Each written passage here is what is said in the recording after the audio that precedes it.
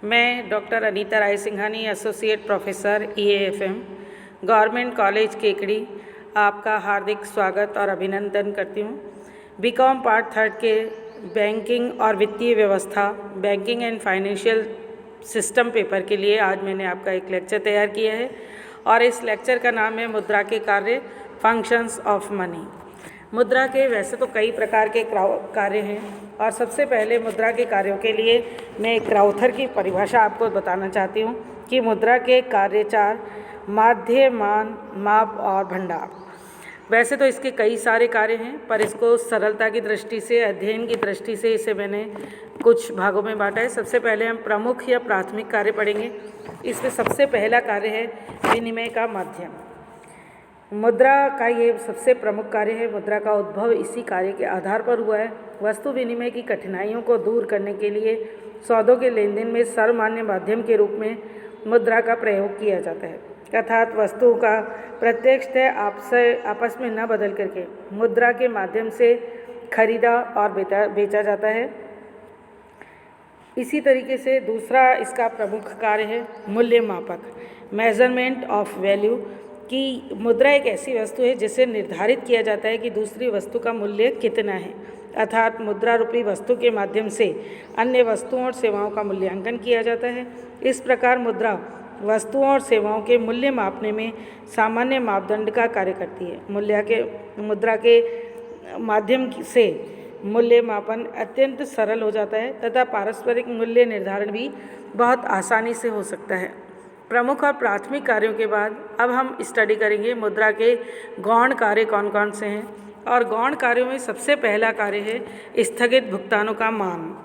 स्थगित भुगतानों का मान का आशय है या स्थगित भुगतानों का आधार कि मुद्रा के माध्यम से सौदों का तत्काल भुगतान कर उसे भविष्य के लिए स्थगित किया जा सकता है। वस्तु विनिमय प्रणाली में भुगतान को भविष्य के लिए स्थगित करने की सुविधा नहीं थी, कठिनाई होती थी।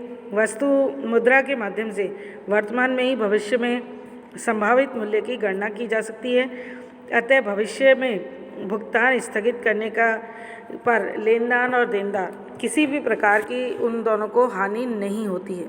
इसी प्रकार इसमें दूसरा कार्य है मूल्य के संचय का, कि मूल्य का संचय भी इसका एक बहुत प्रमुख कार्य है कि मुद्रा के आविष्कार के बाद वस्तु के मूल्य संचयन की सुविधा प्राप्त हुई। वस्तु विनिमय प्रणाली से वस्तुओं का संग्रह किया जा सकता था जिसके नष्ट होने और उसके मूल्यों में कमी आने से अधिक संभावना रहती थी, किंतु मुद्रा के माध्यम से धन संचय और पूंजी निर्माण संभव हुआ है तथा संग्रहित धन के कुल भाग को भविष्य के लिए प्रयोग किया जाना संभव हो पाया है।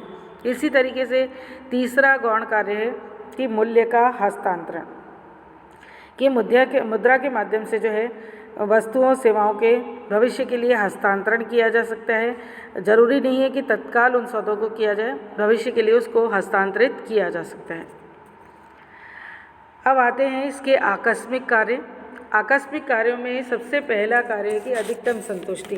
जब लेनदार और देनदार भविष्य के लिए स्थगित कर सकते हैं, मुद्रा का संचय कर सकते हैं, भविष्य में इसका प्रयोग कर सकते हैं। जरूरी नहीं वस्तु विनिमय के माध्यम से सामने वाले पक्षकार को उसी वस्तु की आवश्यकता हो जो वस्तु आप देना चाहते हैं, तो ऐसी दशा में अधिकतम संतुष्टि नहीं होती थी, किंतु मुद्रा के प्रयोग में लाने के बाद, मुद्रा के कार्यों के बाद अधिकतम संतुष्टि होती है जब जिसे अपना